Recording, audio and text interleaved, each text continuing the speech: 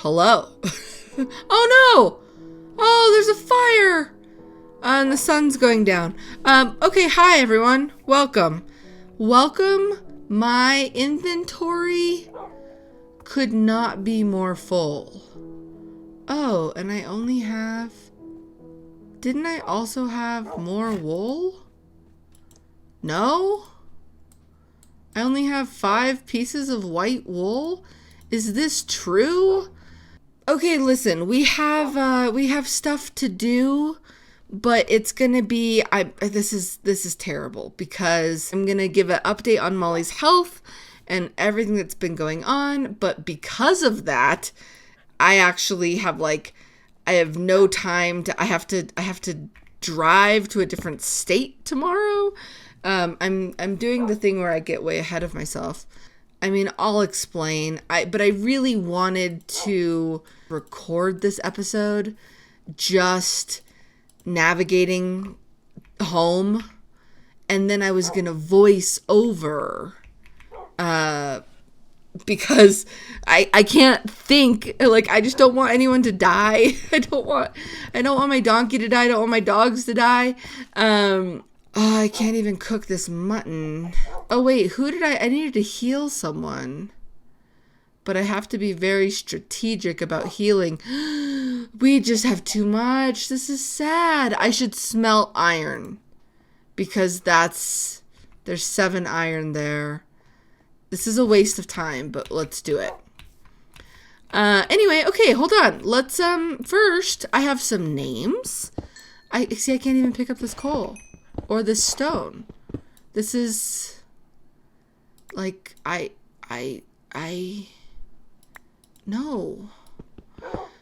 Okay. So, in the last episode we got, hey, everyone liked the name Cover. I'm so relieved. Thank you so much for liking the name Cover. 5, 6, 7, 8, 9. I'm very happy about that. And for the Ashen Wolf, I have decided to dip back into the comments of the very first episode. Did I pick up my crafting table? Why did I do that? The very first episode of the series, there was a name that I really liked, and I didn't use it because I ended up going with Spuds, but I think it'd be perfect for you, and that is Frontier. Frontier was suggested by, well, a couple people actually. Alternate 3 reality with some 3 alternate. That's an L, but it's an I. Okay, alternate reality and Andra WN and Rhonda Jean 1756. All 3 of those people, I don't know who was the first, recommended the name Frontier, and I happen to love it. Let's go back and get the things I threw away. I don't know. I hate having inventory issues, and I just don't think that there's anything that I can get rid of. Speaking of inventory, let's look in here. Could I get rid of 12 blue dye? Yeah. 64 sunflowers? Maybe not needed. We have so many books. Anvils. I'm gonna keep those. And because you're carrying so many books, actually, the name that I liked the most for you was suggested by MNNYCHV. Donkey holds all of your books in an archive. He is Archive. I love it. I love the name Archive. Archie for short. That's the donkey's name. So we've got Cover, Archie, and Frontier. And just too many things. Do I need Bad Omen 5 in a bottle? Probably not. Would these have stacked if they were the same? That's really upsetting. People told me that this horn is innocuous, which is great. People told me I could have led one of the wolves in the boats, which is just sad. Because it's just sad. It's sad because I lost the other lead.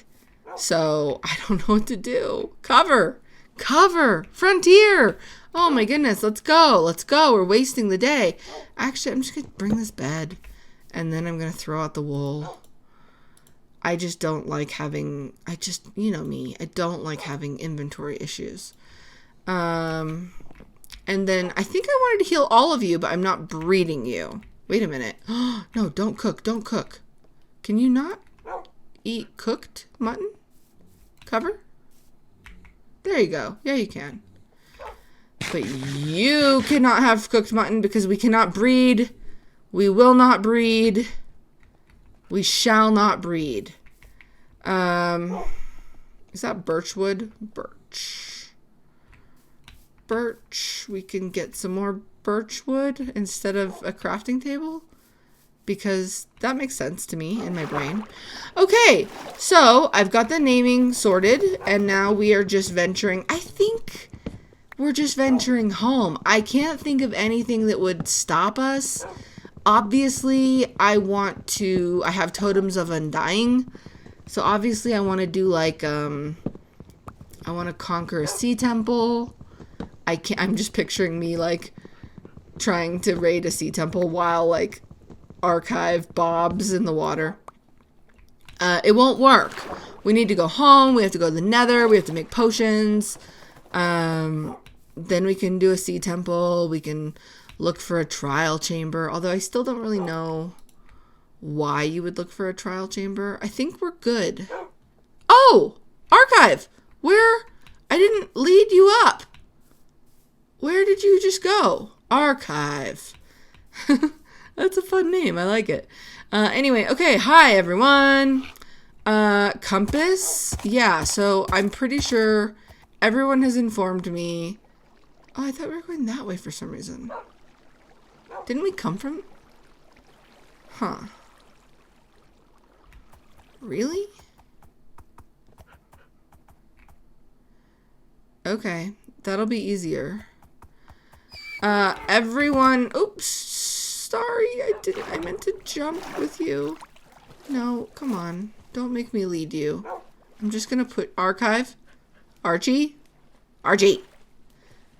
Okay. Alright. Where do I even start? I'm gonna stop talking about Minecraft, I guess, and talk about what's been going on in my life with my favorite gal, Molly. So I kind of alluded to this in you just jumped the other way.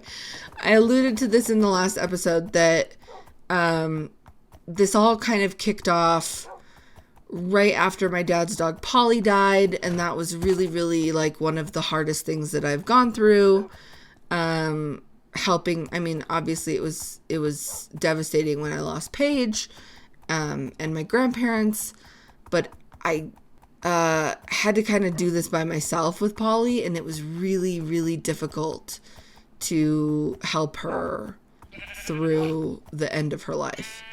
It was really, really tough, and I was still just like, it was very fresh, and I happened to be petting Molly at night, and I felt sort of the back of her, kind of by her jaw, and honestly, it's the craziest thing.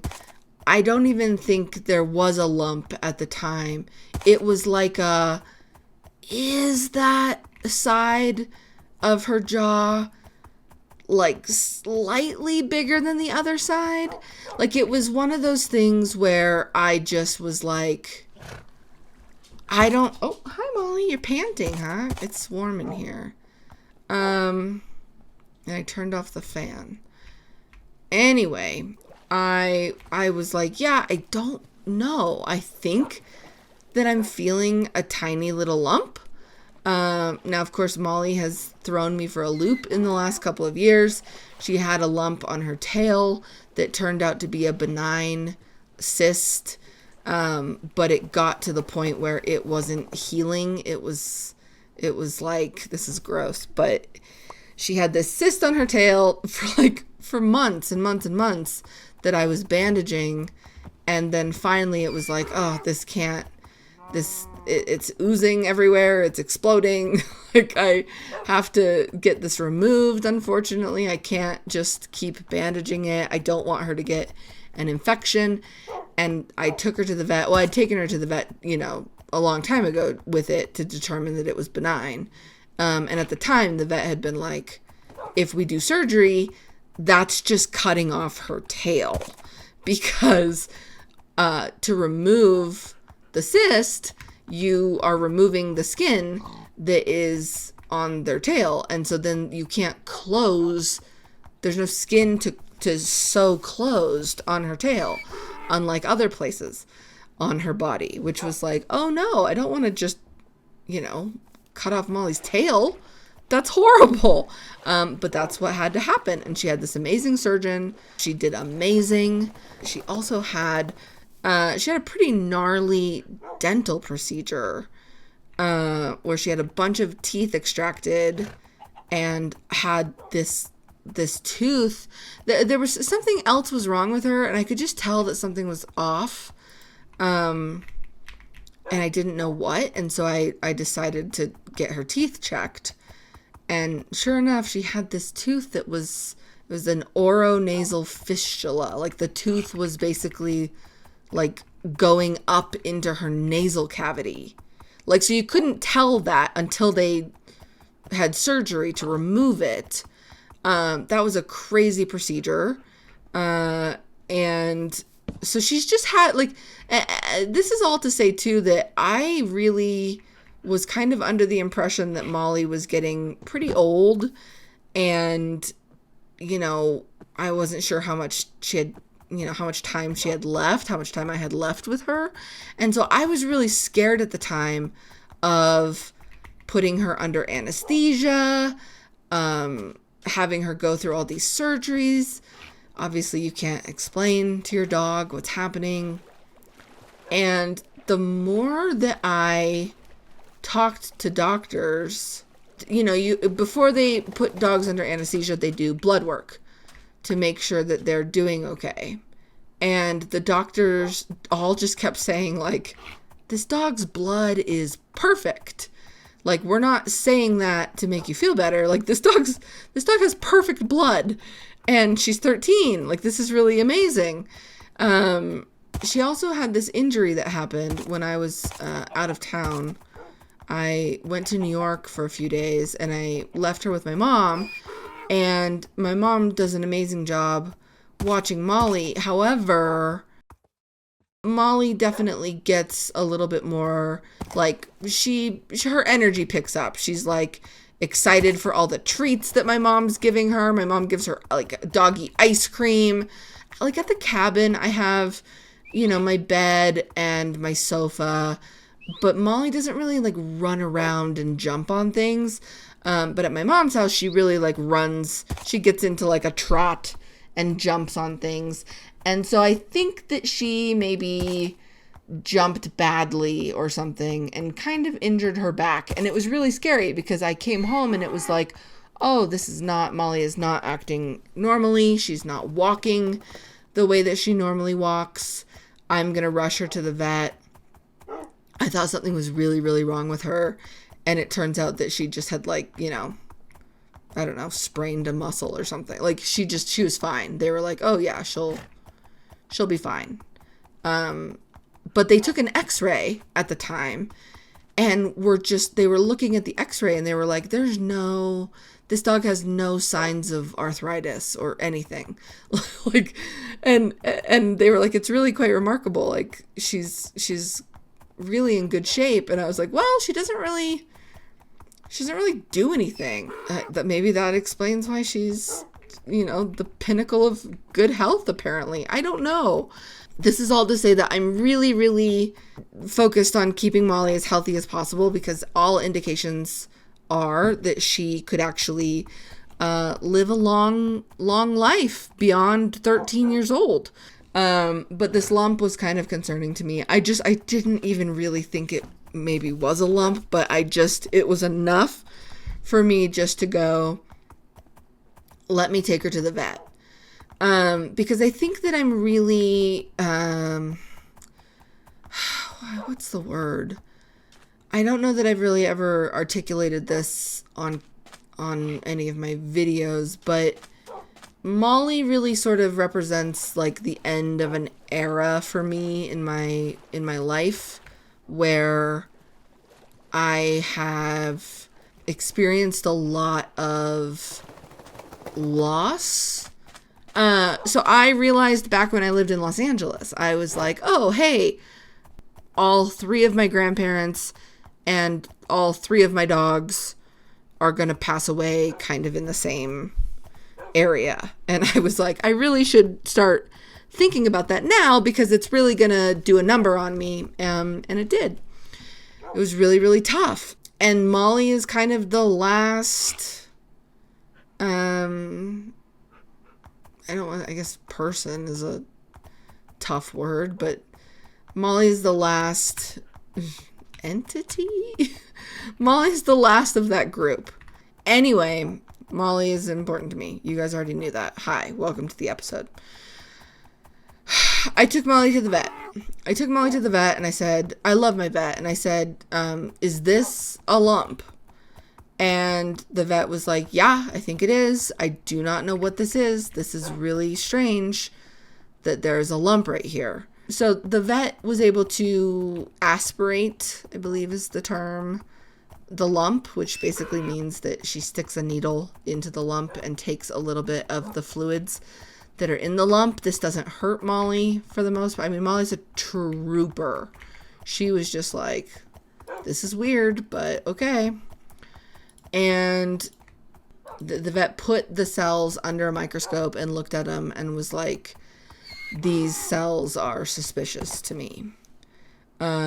Meaning that you should follow up with someone who can actually do a biopsy on them and make sure that it's not cancerous, because it's kind of similar to like what happened with her tail, where she did the exact same thing with her tail and was like, yeah, these are suspicious cells. So yeah, the vet was like, I would follow up on this. I would definitely follow up on this. I would go to a cancer specialist and figure this out.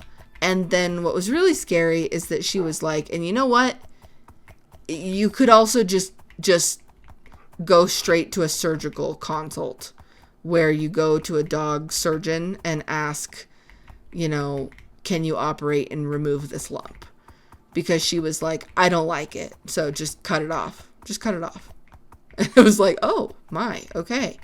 So I went out into my car, and like that second I went out into my car and made an appointment. But the cancer specialist that Molly saw for her tail a couple years ago was out of town for like 2 weeks. And so the appointment wasn't going to be for like, by the time she had availability, the appointment was going to be like almost a month from this day. It was like not quite a month, but pretty much a month. And so I like went back into the vet and was like, hey, listen, I was just in here. You guys said to, you know, potentially just go straight to surgery. What do you think about like a month until the cancer doctor can look at it? And my vet was like, do not wait a month. Do not pass go. Do not collect $200. Do not wait a month. So then I booked a surgical appointment. I'm getting confused about the actual dates, but I got her a surgical consult essentially and went there. I'm forgetting things now. The next step was to do a biopsy to actually find out if it was in fact cancer. And also a CT scan at the same time to actually like look at the tumor, because a surgeon needs to have a plan for surgery. So unfortunately that means Molly had to be put under, which was so much more money than I thought it was going to be. I mean, it was like $4,000. Oh gosh, we gotta go a different way. This is too awkward. And so she had the CT scan and they took the biopsy And then it was like a week of waiting for the results of that. So we're already like, I found the lump, and then I think I got her into the vet within like a couple of days. Then I had to wait like a week for the surgical consult. Then I had to I think she got the CT that day, but then I had to wait a week for the biopsy results. And then the biopsy results came back that it was cancer. And let me get the exact name for it. It is a parotid salivary gland adenocarcinoma, which is super rare. Thanks, Molly. Super rare. Like 0.15% of dogs get this tumor. So there's just not even a lot of kind of known treatments for it or studies. Like everyone's kind of, the vets are kind of like, well, this applies to cancer as a whole. Like there's just not a lot of, you can't just say, oh yeah, dogs with this kind of tumor need this. It's really super rare. It's of her salivary gland. We're home. What even? I did not see this coming. So that was terrible. And I didn't share this with, anyone at the time because I was just like too emotionally fragile. It was like, no, Molly, no, don't do this to me. Like, you don't know what I just went through with Polly. I mean, you do because you were there, but like, you were kind of like, Polly was like, literally going through the process of dying, and Molly was like, can you scratch my belly? Kid you not. Anyway, so then the surgeon wanted to order an additional biopsy with some kind of contrast on the biopsy, to try to get just more information about the tumor for the surgery. And that took another week. So, I'm just freaking out this entire time, wanting to get Molly this surgery as soon as possible, but also having to wait for all this stuff to get sent out. And so what happened was it came basically down to, we got the results and it was like, great, let's do the surgery now. And then this surgeon was going to be out of town. And it was like, we cannot wait. We have to do this immediately. And so the surgeon that actually cut off her tail was available. And he was just like, he's the most incredible animal surgeon. And he was actually retiring. Molly was like one of his last surgeries. And he did so well. Like Molly did so well too, you guys. It was just a dream. By the way, I'm gonna maybe make a vlog about all of this stuff. I couldn't at the time because I was such a wreck, but I might make a vlog and say all this much better. But it was a pretty quick surgery. And she had to spend a night away from me, and she was so sad about it. And I kid you not, like the day after, she was just like, okay, cool, let's go on a walk. It was incredible. I mean, she had her face like chopped into. And I swear she had a harder recovery from her tail and her teeth than this salivary gland cancer. Like, I don't even think that Molly knew she had cancer. Ever. She wasn't, that was the thing. It was like, oh, what do I do? Do I go forward with surgery? And it's like, of course I do. She wasn't sick.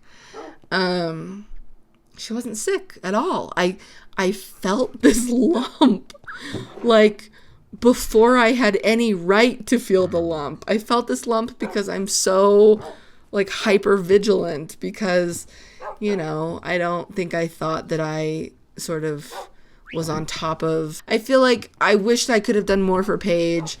Obviously, like the, Pip FIP thing happened, which ended up not being FIP, but it was really scary.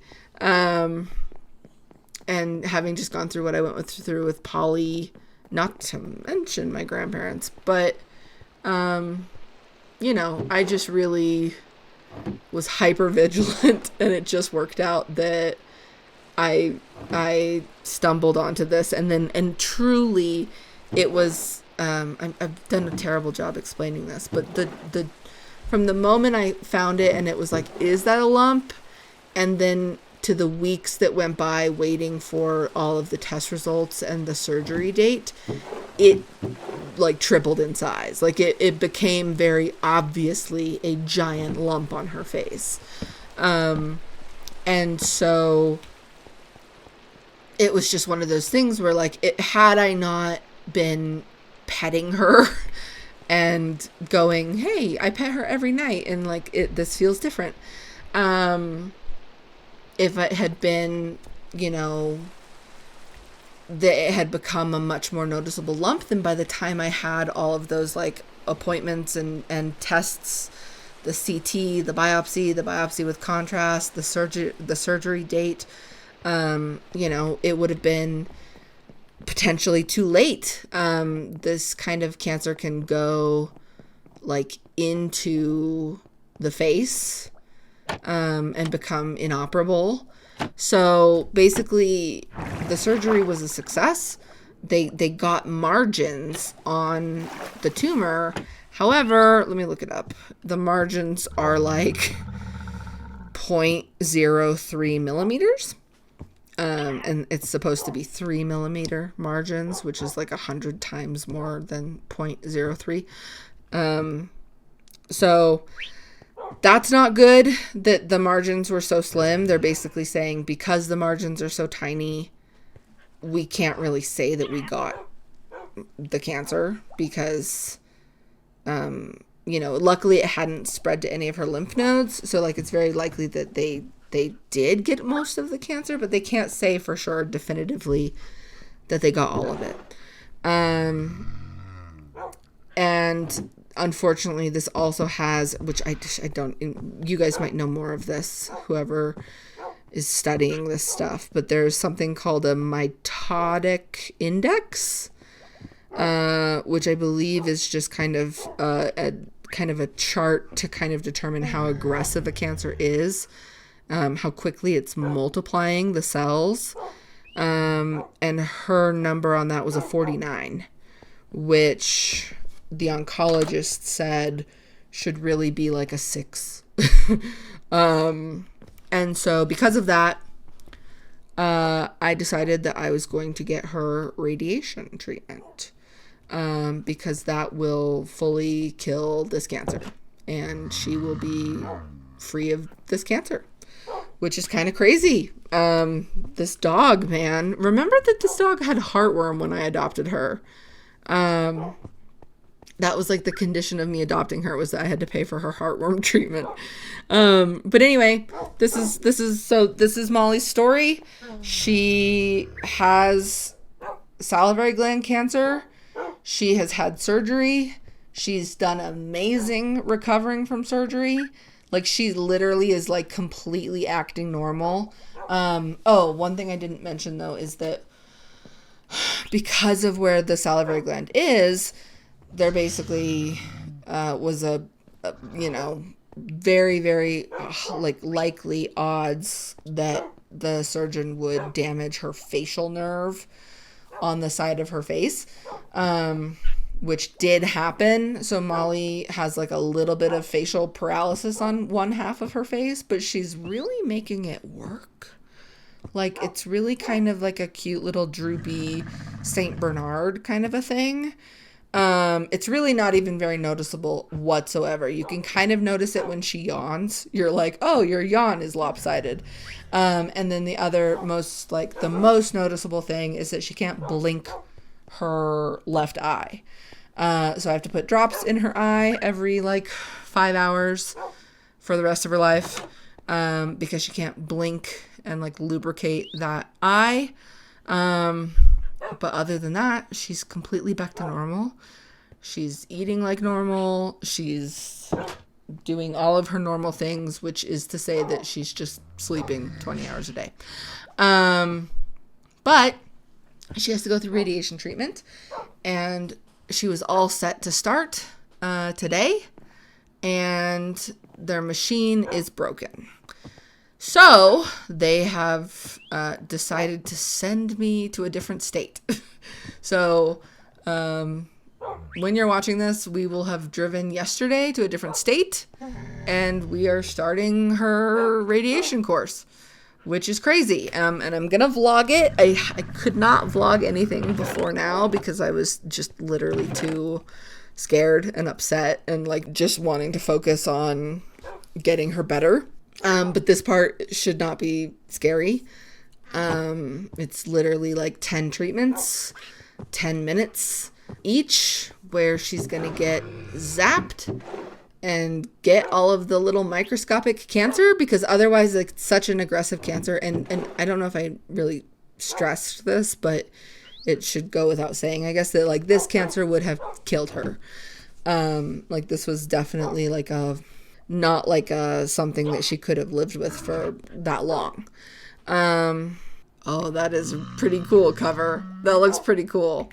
And then for Frontier, not brown. Could go gray. Light gray. But I think maybe dark. Oh, that's pretty cool.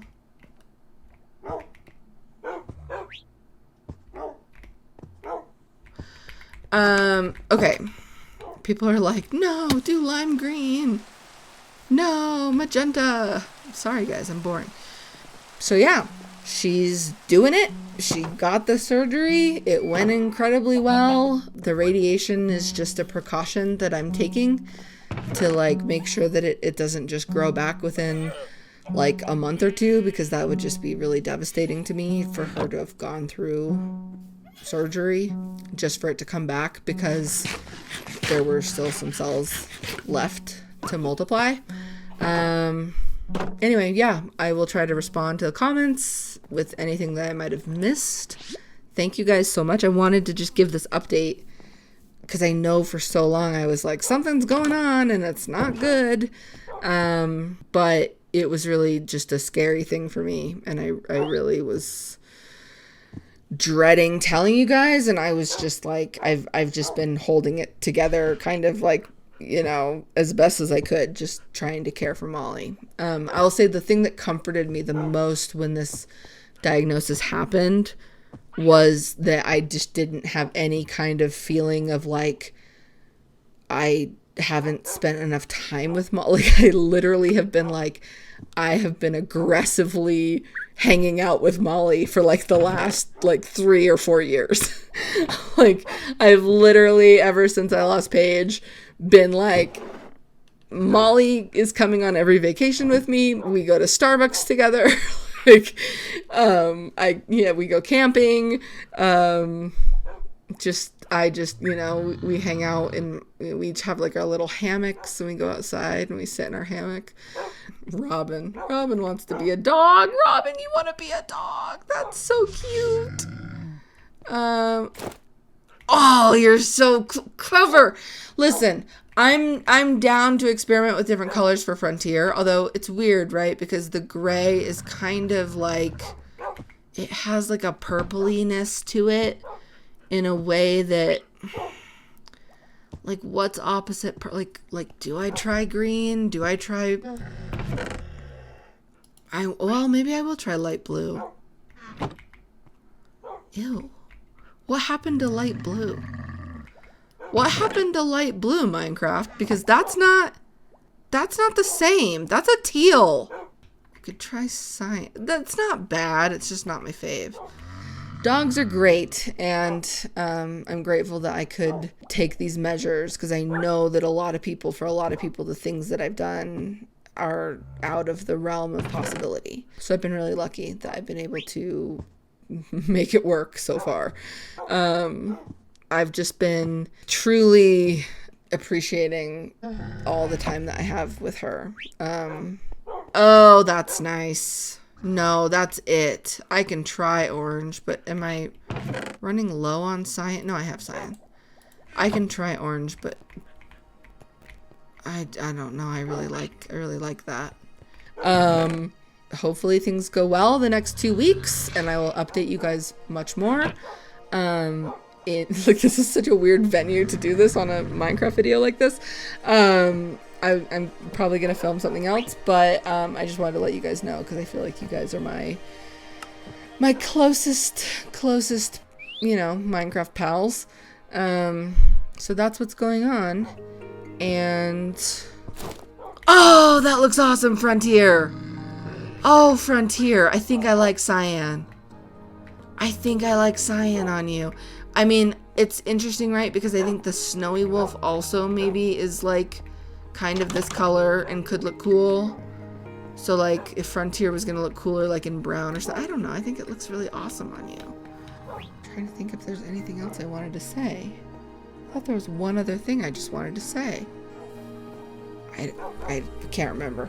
Anyway, this is crazy. This feels like a proper, like, it's a proper wolf series now. I have 5. We only need 3 more. And then we have all the new ones. You guys look great. What are we going to have to do with your armor and stuff? We're going to have to spawn the wither or something?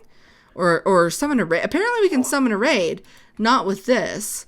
But with the potions now. I mean, that's just fun. That's just fun to do. Do you guys like the goat horn? Anyway, yeah, Molly sends her best.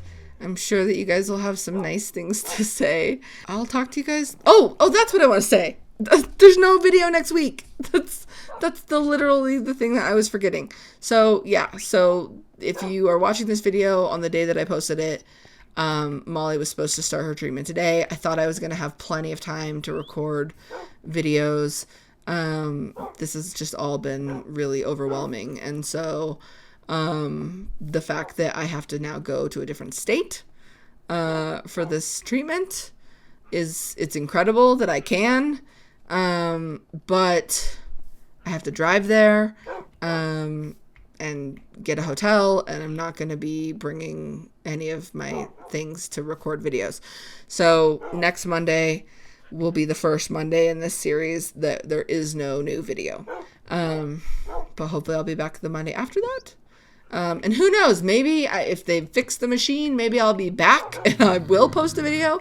But just in case there's no video next week, that is why. I love you guys. Thank you so much for watching. Until next time, Paige and Molly love you. Go rescue a dog.